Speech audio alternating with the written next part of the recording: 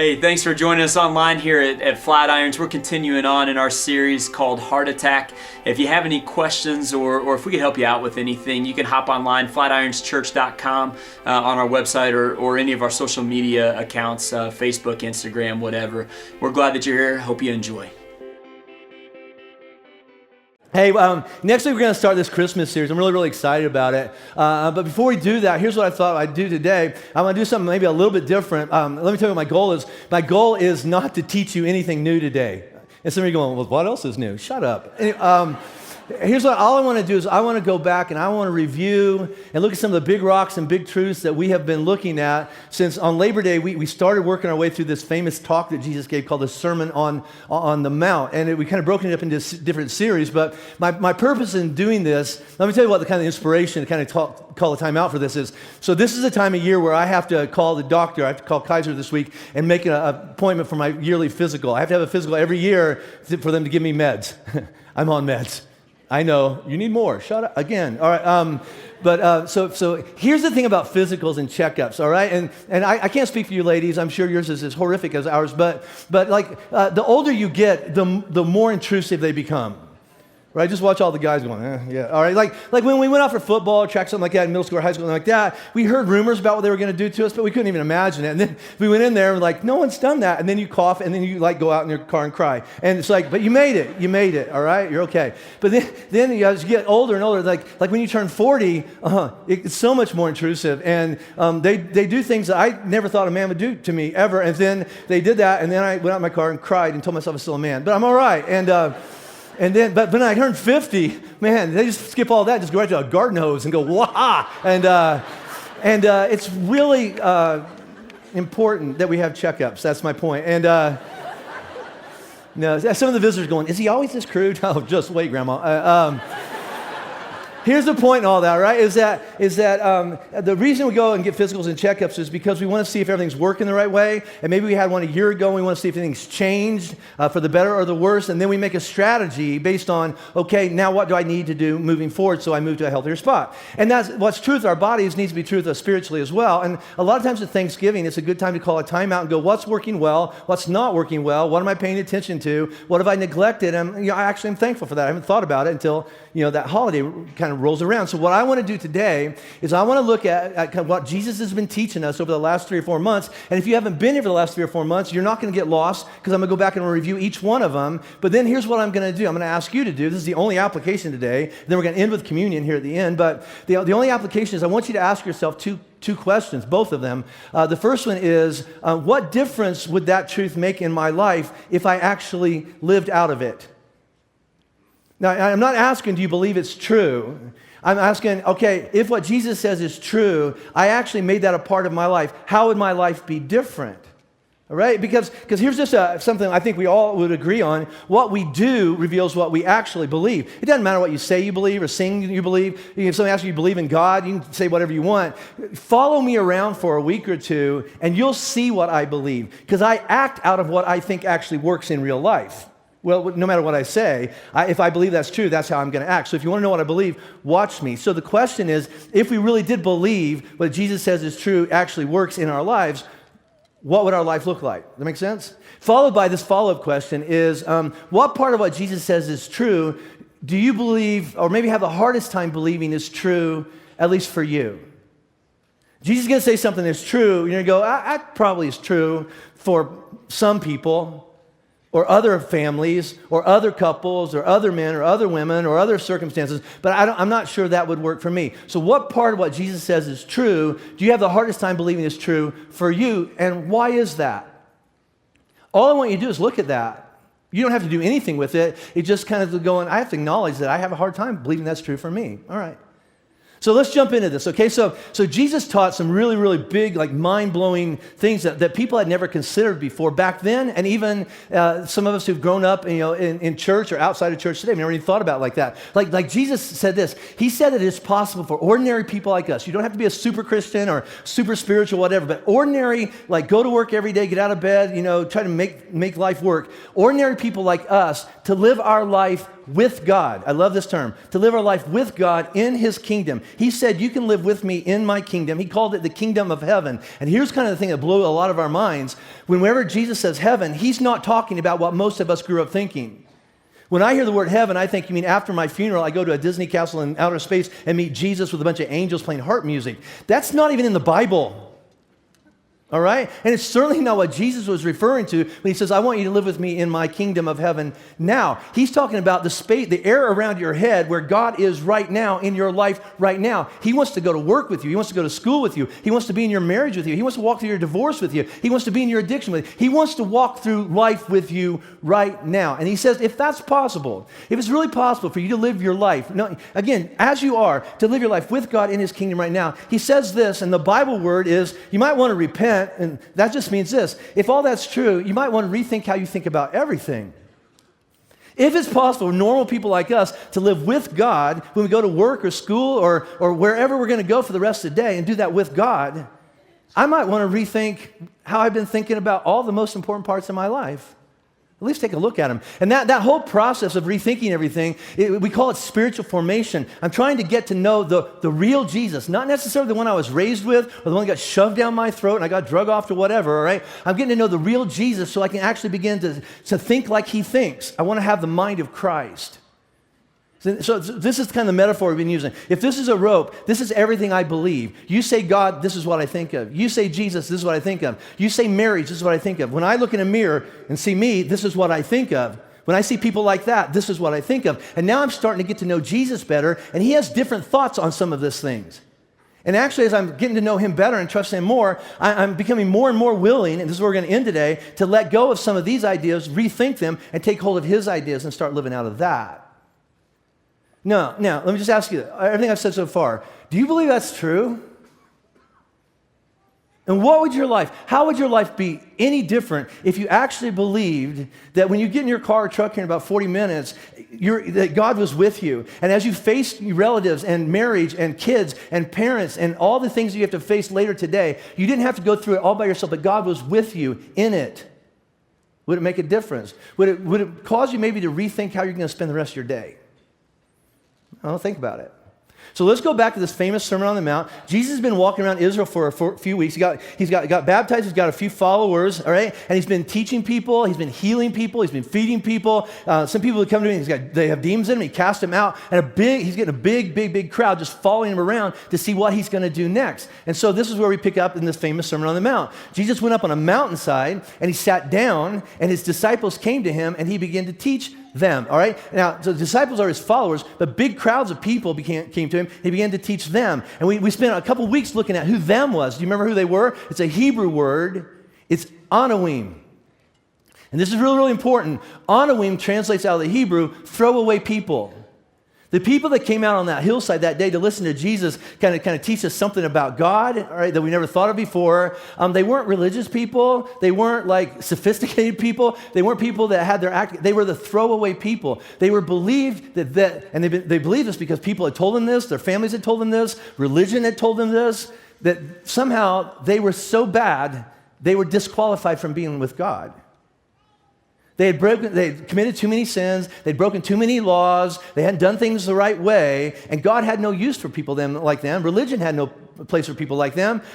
And that would explain why their life is so bad. They actually did the math in their head and says, the reason I have cancer is God hates me. The reason my kid died in a car wreck, camel wreck, whatever, right, is because I did something wrong, and this is God punishing me. And you know what? That's not an ancient belief. There's a lot of us that we do that math every time. What did I do wrong that God did this to me?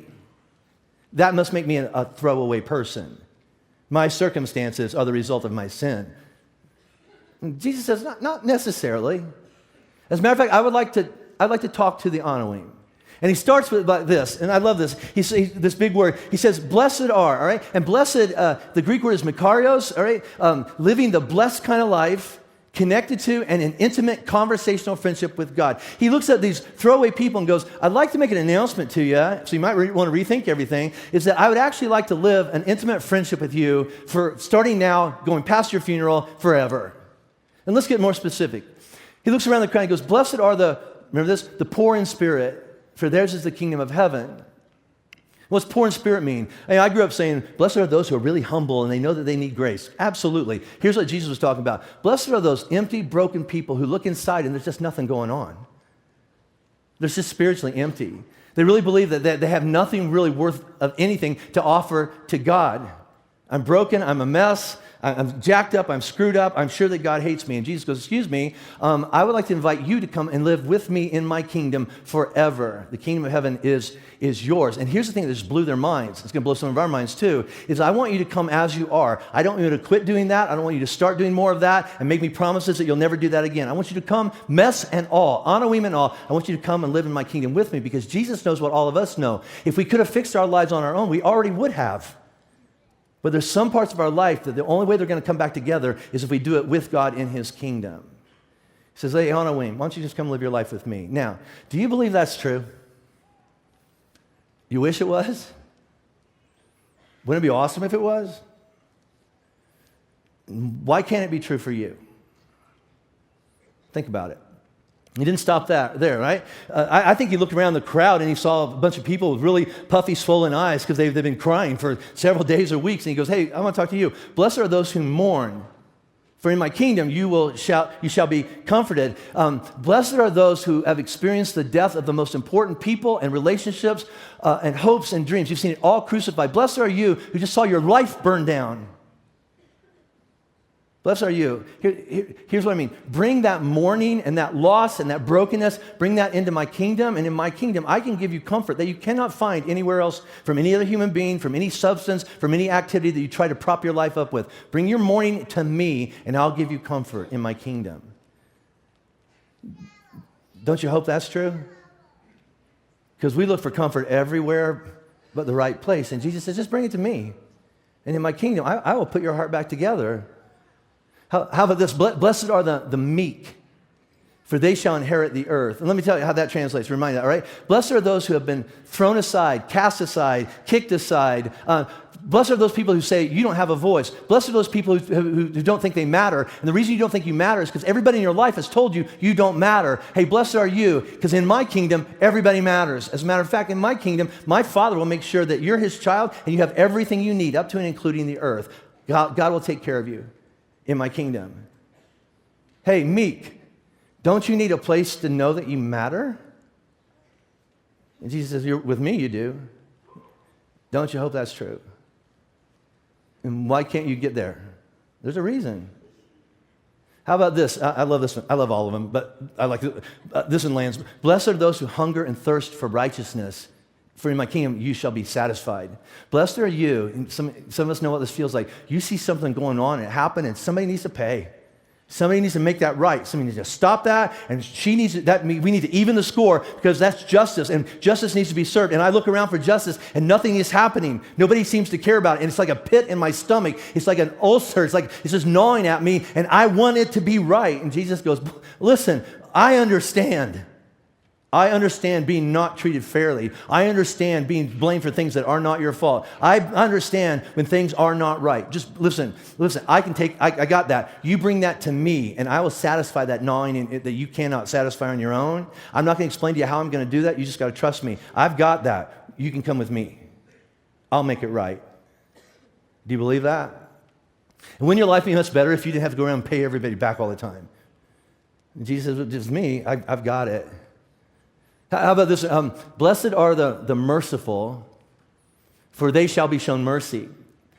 And here's what it's not. Merciful is not, if you become a more merciful, forgiving, loving person, then Jesus will let you into his kingdom. That's not how, Jesus doesn't cut that deal. What Jesus says is, why don't you just come as you are into my kingdom, and when you're in my kingdom, I promise, you'll be so overwhelmed with the love and the mercy and the forgiveness that God gives to you, all of a sudden you're going to find yourself being the kind of person that actually hands out mercy. Well, you didn't used to be like that. What happened? I'm starting to understand how much God loves me, and here's some for you.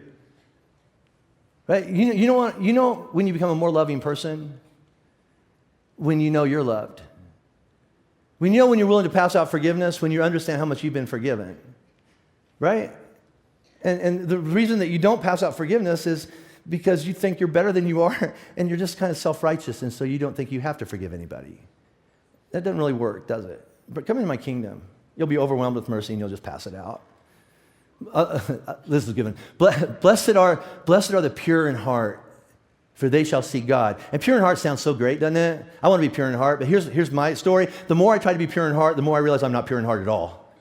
Anybody else? I mean, I try to be good, and I look in the mirror going, are you pure? You're not pure today either, all right? I try to do the right thing. I try to make it right. I try to do my best. I make Jesus promises. This is what every communion service in my life has been about. Rehashing my sins from the week, giving Jesus a promise. I'll do better this week if he'll give me another chance, and I'll do better, I promise. And the next Sunday I take communion again. It's the same old thing, all right? I try to be pure. The more I'm pure, try to be pure, the more I understand I'm just not. I love this translation of that one. Blessed are the OCD.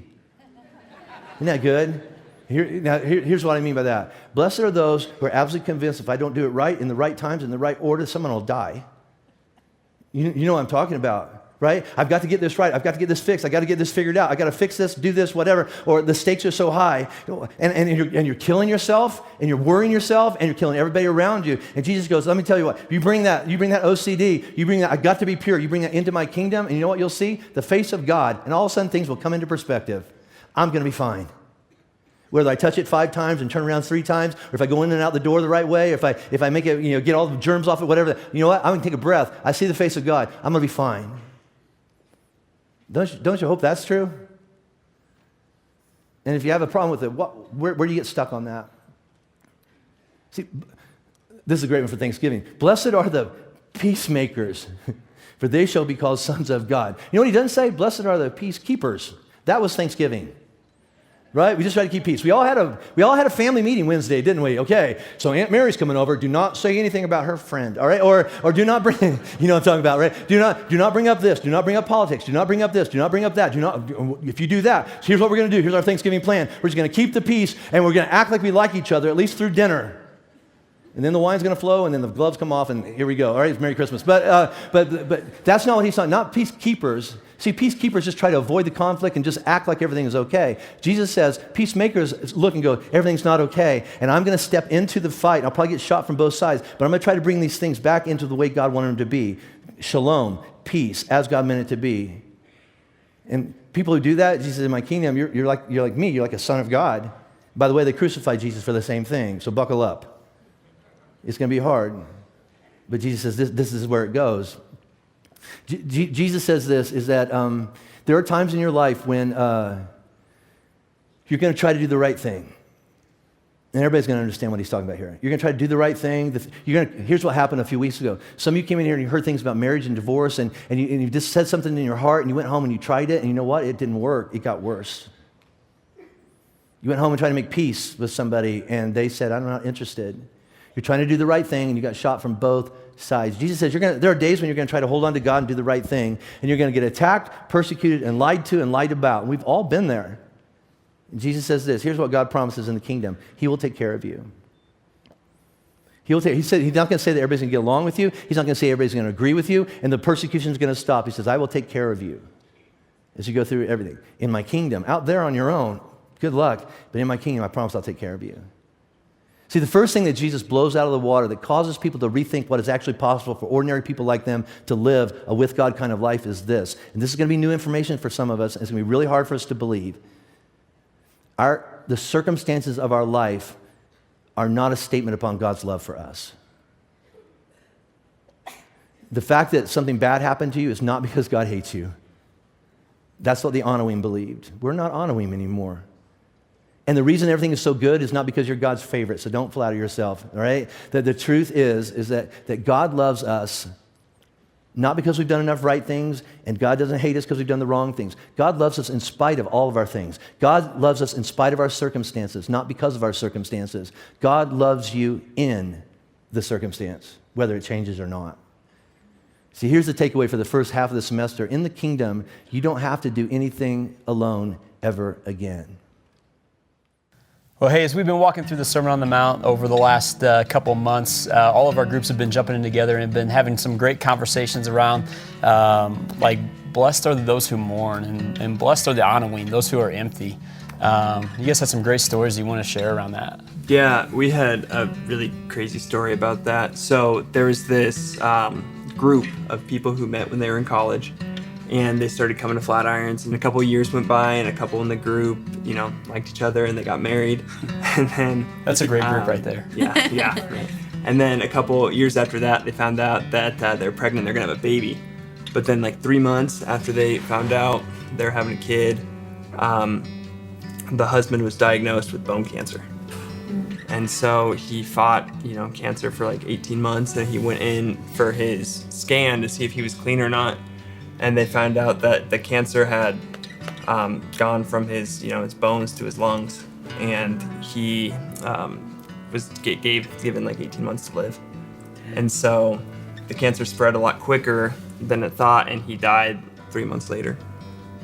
But through that whole process, the group really supported and took care of the mom and their little girl. And just a couple weeks ago, they all went up to Rocky Mountain National Park together and spread his ashes. Wow.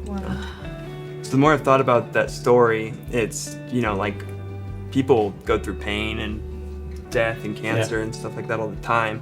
And everyone will have that moment where they face that. But when Jesus says, blessed are those who mourn, for they'll be comforted, I think that's what that mom and that daughter felt by having their group around them to support them. That's so cool, man. Yeah. We had a story come out more in regards to blessed are the Anawim, or those who are poor in spirit or empty inside.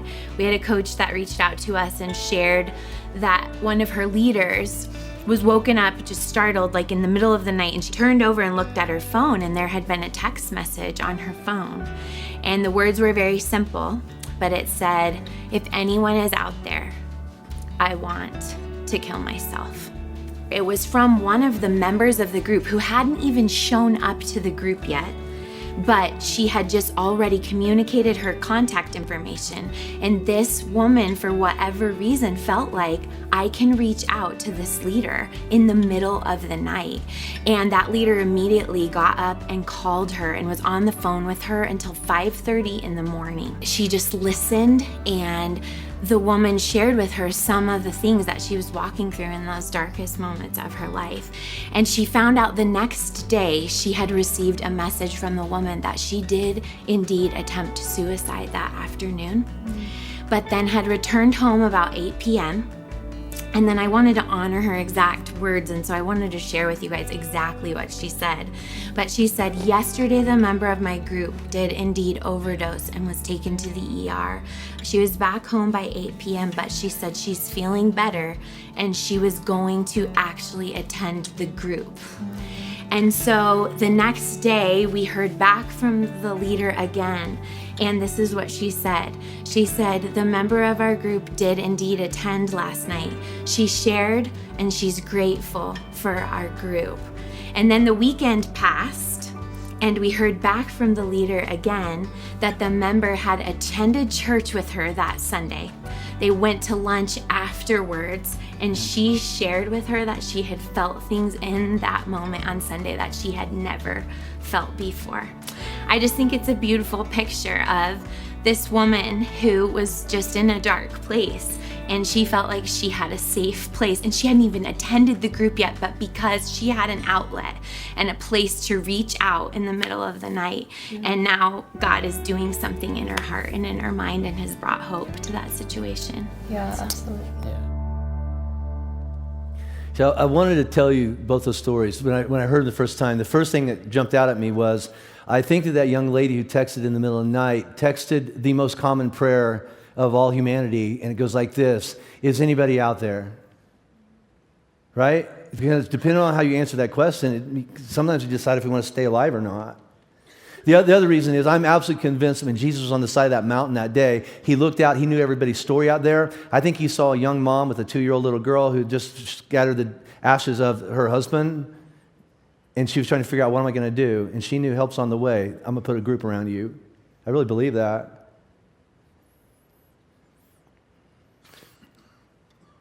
Get in a group.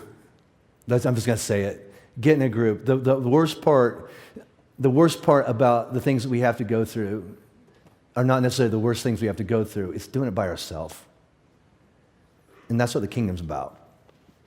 So on the Sermon on the Mount, we'll move on, but Jesus is going to answer two big questions that everybody has at one point in their life. We spend a lot of time looking at them. What does it mean to be a good person? What does it look like to live a good life? And when Jesus says the word good, he uses a Greek word dikaiosune, and that is, what is it about God that's good? That word is dikaiosune. And so as we face different circumstances in our life about what we're going to do when we come to that big thing in our life, we want to make sure that on the other side of it, I know I'm a good man or a good woman, and that I still have a good life. And so what Jesus spends the rest of the semester we've been looking at is looking at the two ways, we call them two deals on the table, that the people typically kind of approach trying to figure out, am I a good man or woman, and do I have a good life? There's the religious way, and then Jesus says, but I tell you. And the religious way goes like this. There's a list of rules and regulations and religious laws, and you got to do them the right way enough times in the right order, and if you do that, then you're a good person and you'll have a good life. And they have nothing to do with your heart or what's going on inside or how you feel about other people. It's just about things we measure on the outside. That's called religion. Then Jesus shows up. I want to tell you a better way. I tell you, let's look at what's going on in the heart that actually has overflowed and landed on what's going on in our life. And the metaphor we've been using over the last several weeks in here is, let's go upstream and see what's been happening over the last weeks, months, and decades of our life that flowed all the way down here and landed and caused that to happen. Let's look at that. And again, here's the big takeaway for the last 6 weeks here at Flatirons, and it goes like this. God cares more about the kind of person that we are and are becoming. He cares more about that than what we're doing right or wrong. He cares about what we're doing right or wrong. This is a more important thing to pay attention to. In other words, as you look at trying to figure out if you're a good person or if you have a good life, the best question is not what behaviors did you do right or wrong, because you can measure behaviors and still know you're not good. The better question Jesus would ask is this: what's going on in a person's heart, like upstream, that overflowed out and actually led to that kind of behavior? Let's get the heart figured out, and behavior will take care of itself. So let's look at the heart. So Jesus says, or religion says this: okay, you want to be a good person, have a good life? Do not murder. That's it? Yeah, low bar. Just don't murder anybody. But we all go, I know people that haven't murdered and they're the crappiest people ever. They're not good. Okay. Jesus says, okay, all right, don't murder, right? But murder is not really the biggest problem we have. It's the symptom of a bigger problem. Let's look at this. Let's look at all that built up, unaddressed, toxic anger that continues to build because something or somebody is standing in the way of what you think that you want or believe that you need to be happy, and they're in your way. And then you're angry, and it's building and building and building. Eventually, it's going to come out. So Jesus wouldn't say, why'd you murder? Jesus would ask this question. Why do you have so much anger stored up that keeps on murdering the most important parts of your life, the most important people in your life? And the people and parts of our life that keep getting murdered have nothing to do with what we're really angry about. They just get all the fallout. Isn't that true? Is that true for you? And what if we're willing to look at that? Would that change anything? And why don't we want to look at that?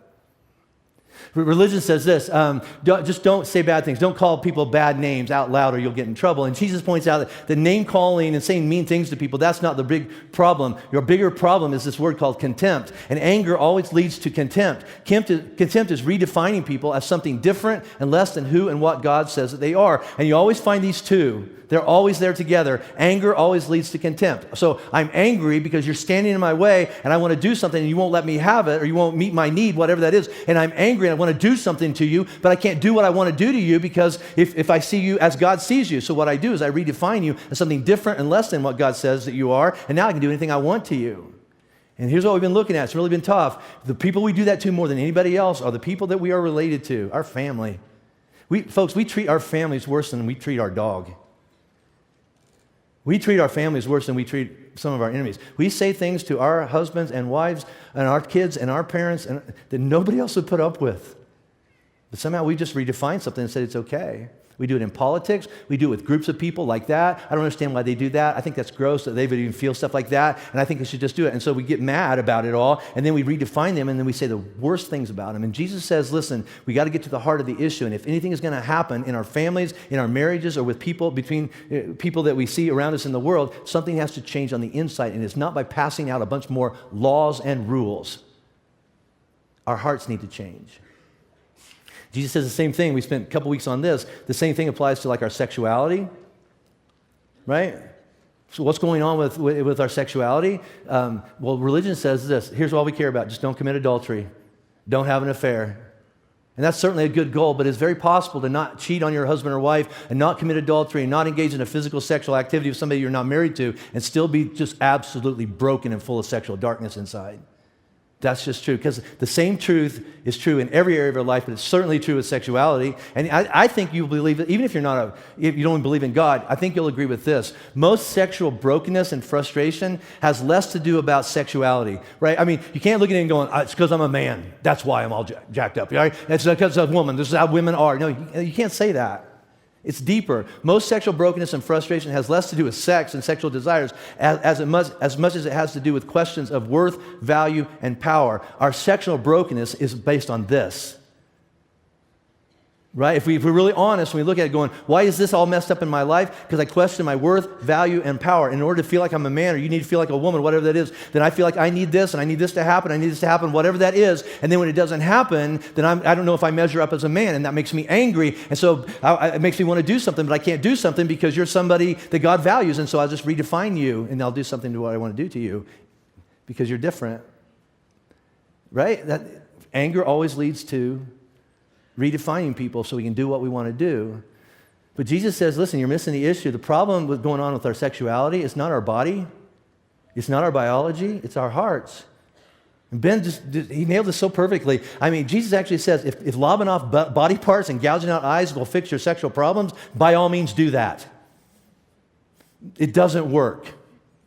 It doesn't work. Jesus says something's broken in our hearts, and that needs to be addressed. Something happened upstream in our life, and it's coming out in sexual brokenness, and we have to look at that, or this will never, ever change, and it's our heart. And probably the one relationship that's affected by our heart, Jesus called it a hard heart, more than any other relationship in our life, is our marriage. Our brokenness comes out on our marriage more than anybody else. So let me talk to three groups of people. So if you've never been married before, but you think you might get married someday, write this down. Take notes, okay? If you're married right now, write this down. If you used to be married and you're done with it, just nod your head and agree, all right, with what I'm about to say, okay? So I think I covered everybody, all right? So do you remember, or you're here right now, when you went into marriage, you had such high hopes and dreams. You had this idea, you had this movie playing in your head, you had songs, and you had this concept of what marriage is going to be, and it was beautiful and awesome, all right? And then about, 5 minutes into your marriage, you realize, well, this is not what I thought it was going to be. And so a lot of those hopes and intentions that were really, really good, they turned into demands and expectations. And then when those demands and expectations weren't met the way we thought they were going to be met, we got angry. And then we want to do something to them or with somebody else, whatever that is, we can't. Because we said, I do, and we made a covenant for God and everybody else. And so what we do is that I got to turn this into something else. So I call her a name, or I call him a name. She's a blank, he's a blank. She doesn't meet my blank. He's not available, whatever that is. And then we redefine marriage as something that we can just push an eject button and just bail on it, all right? And so now I've redefined everything. Now I can do whatever I want. And so I jump into pornography, or I have an affair with this person I met at the gym or the office or whatever that is. And then we point to that and go, that's why we got divorced. Okay. That's really not our problem. It just ended up there, right? See, our problem, according to Jesus, is a hard heart that simply overflowed into those behaviors. And that's what's breaking up our families. The events are just like the straw that broke the camel's back. Now, I'm going to ask you, just be honest with your own situation. Am I close? All right, so it's true. And again, we're not beating anybody up for your divorce. That's between you and God. You probably had to, all right? The question we're looking at is, but from now on, I want something better and different.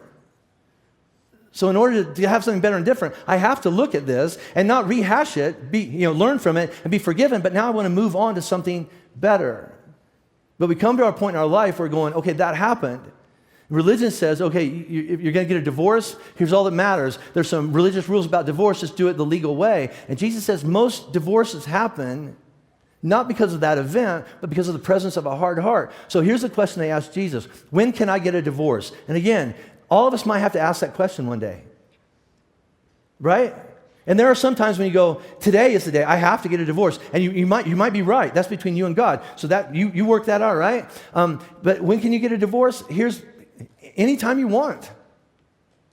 For any and every reason. This is America. You don't even have to have a reason. I just don't want to be married anymore, and you can go file papers, all right? So there's not a lot of point, though, in rehashing all that. Jesus would say is, do you want something better? What do you want? In other words, Jesus would say this. The question is not when can you get a divorce. It's this. Hey, now that you're in the kingdom and you're living your life with God and new things are possible that didn't used to be possible because you're not by yourself anymore, here's a better question. What's your vision? What's your intent? And what's your strategy to build and experience a great marriage from now on? A great life from now on? What's your plan? I feel like that's just the beauty of groups in general is the safety. It just goes to show that we were never meant to do this life alone. That all of these life situations, like Caleb said, are going to happen, but what if they happened and we were all alone and we had nobody to turn to? Like, what if that wife and that kid were still going through cancer, that their husband still got cancer and passed away, but she didn't have to do it alone? Or this woman who is facing suicide, or even just a dark thought or insecurity, like those things are still going to happen, but we actually don't have to do it alone anymore. And what a beautiful depiction of the kingdom. And that's my favorite thing about groups, is that whether people have opened up yet in groups or not, they have a place to do it eventually. And it's riskier that way. It's riskier to actually say what's going on at a deeper level. It's riskier to say something that's going on in our heads that's a really dark place. But when you take the risk, it goes to show that the Lord is so faithful to meet you in that place when you're surrounded by a community of people. And I love that. I think it's a great depiction of the kingdom. Yeah. We had a story that was like along those lines of, I heard about a couple that right before this series started, some things came out and found out that there was an emotional affair taking place. And the way that I heard them tell it was that it all kind of came to a head right before this Sermon on the Mount series started. And as we jumped into the series and started talking through some of the Beatitudes, like around ideas of like being pure in heart, and then as topics like anger started coming out, and then as we jumped into like marriage and divorce, as we have over the last couple of weeks, all of a sudden this couple's going, man, God's talking like directly to us right now. And through the group experience, they said, you know, we weren't sure if we could share this or not, but we took a risk, and we just didn't want to have power over us anymore. And so they opened up and they shared in a safe place with their group what was going on in their life and what they were walking through. And they said that they were surprised that they weren't alone. They go, we expected to be the only ones, but there were other people who go, yeah, me too. I'm walking through that same thing. And what's been really cool, I think, for this couple is on the back end of that, the level of support that they've gotten from the group, and then all of a sudden feeling like that they're not the weird like couple that's walking through something really hard and they're alone in this anymore, but they're going, there's other people who are, and they even said we were the model Christian couple before all of this, and we're realizing that in the middle of this we're all honoring people in some ways. And it's far from resolved, but they would say that Jesus is 100% helping put things back together. It's changing them at a heart level. Yeah, and we all have that thing in our lives, don't we? Like that thing, and it's kind of tied to this anger or this content or this bitterness or this something that we've just suppressed for so long, that we've shoved down, that we don't even know it exists anymore sometimes. But groups provide us that space to first maybe explore it for the first time. Like, this is the anger, this is the resentment, the bitterness, that thing that I've held on to for years, is maybe just coming to the surface for the first time in a lot of these people's lives. Or maybe they're starting to explore that, wow, in the kingdom, God actually has something better for me. Yeah. Outside of the kingdom, I can't actually resolve my anger. I can't resolve my resentment. But inside the kingdom, God has proven himself faithful, and he's going to be faithful again. And he's going to use normal people with the same brokenness and the same problems to fulfill those promises. And I love that about groups. Yeah. Me too. So one of my favorite moments in the last 6 weeks here at Flatirons was, we started the marriage and divorce series, or kind of 2-week mini-series on that. On a whim, I said, okay, if you're comfortable with this, raise your hand. If you've ever been divorced, your parents have been divorced, your kids have been divorced, or you have a brother or sister that have been divorced, raise your hand. And like 99% of us just went, like that.